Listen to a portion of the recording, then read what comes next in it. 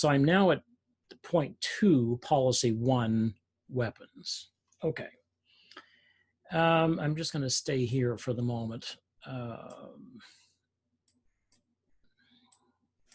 So I don't go flitting about like some little Zoom butterfly. Policy is one of these words that tends to be thrown around a great deal. People are always talking about policy, making policy, and what's your policy, and blah blah blah. And it has taken me years, decades, I think, really, to understand, to see policy in action, and to understand, to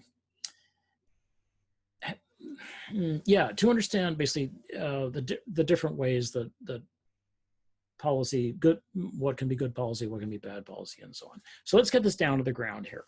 Policy is the word we use to describe our overall view of a topic, as well as the then general and specific rules that we use to enforce that worldview. So let me go back to that. Okay, so I'm defining it as the word we use to describe our overall view of a topic, as well as the general and then specific rules we use to enforce that worldview. So here's an example. Say a company's policy is that we guarantee an object that you bought, like a computer or a car or a phone, will work for at least a year without failing. That's our policy, right? We'll say, that's our policy, we stand by it. And if it does fail, our policy is, because we have further policies, we'll replace it for you, no questions asked, free of charge. That's our policy. So the overall idea is that the company wants to earn its consumers' trust, right?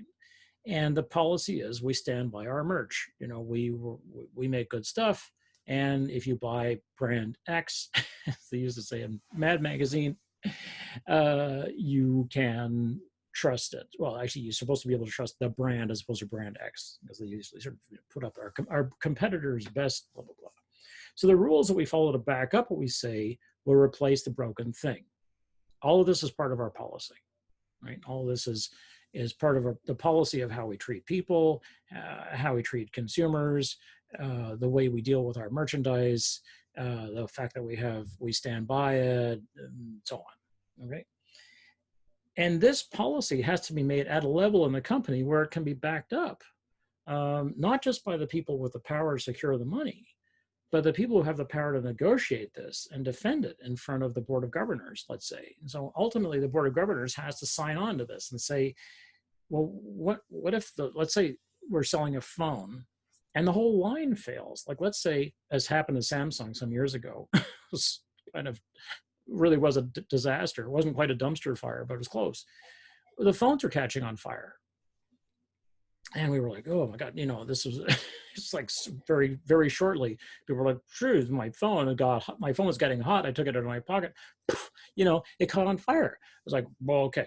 So at that point, Samsung's policy is what? Well, you have to go and read the fine print. You're like, ooh, down in, paragraph 12, subsection 29, it says, 29A, it says, this device will be replaced if it fails due to our manufacturing. You're like, aha, I got you. You need to replace my phone. So you go to Samsung and you say, replace my phone. And they're like, that's not our policy. You're like, yes, it is. See right here. And they're like, well, except in this case where we have this other policy here, which you didn't read, which says that should the object actually catch on fire and be completely destroyed, we don't cover it. It's like, that's not what you told me. Right? That's not your stated policy. So because the board of governors looks at this and says, or the board basically that runs Samsung looks at this and says, oh my God, we're going to take a bath on this. We're going to lose all of our second and third quarter earnings because of these bloody phones that are catching on fire, plus the damage it's going to do to our brand. And stop the payouts. We don't care what it costs. We don't care what damage it does to consumers' trust. We'll get them back. Stop the payouts. Okay. What that means, or if somebody says, somebody says, well, it says here we're going to pay, and the board says, oh, good God. All right. Well, we're not fond of it, but pay out. That's we stand by our policy. Okay. So when you make a piece of policy like that, you're making a piece of policy which is very far-reaching, potentially very expensive, and it connects the company behind this project. So that means that you have to make sure that the thing is well made at every level. So you go down to the factory floor and you say, if this phone catches on fire, something bad happens to it, you're all going to lose your job. So people are like, well, okay, we're going to be careful about this. So they build the machines carefully. Okay. So the overall policy includes not just the big stuff that we agree on and how we should behave and what we should support and so on and what we say, but also has to be supported by rules right down the line, so that if I complain to corporation.com, basically, and they say, yes, you're right, that's our policy, we will honor that policy, they are going to actually honor it. And it may be in this day and age that the way to get people to honor policy X is that you have to shame them on the web.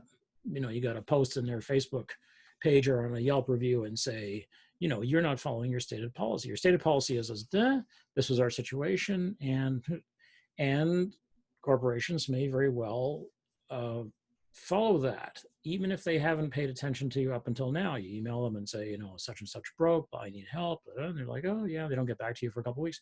Well, you post a little something to somebody's website and they're like, oh, and then they say, please write a little review saying that we resolved your problem. And you're like, yeah, you resolved my problem. But how many other problems didn't you resolve? So is that your stated policy, which you follow? Or is it a policy in name only, or are you actually following it? Okay. So when it comes to anything where people need to know how to act and how to behave, when they can't keep checking in with the big boss and the team, then they need to be able to follow policy, which means they need to know, where do we find the rules? It's that simple. There needs to be a rule book. Let me get some light on here.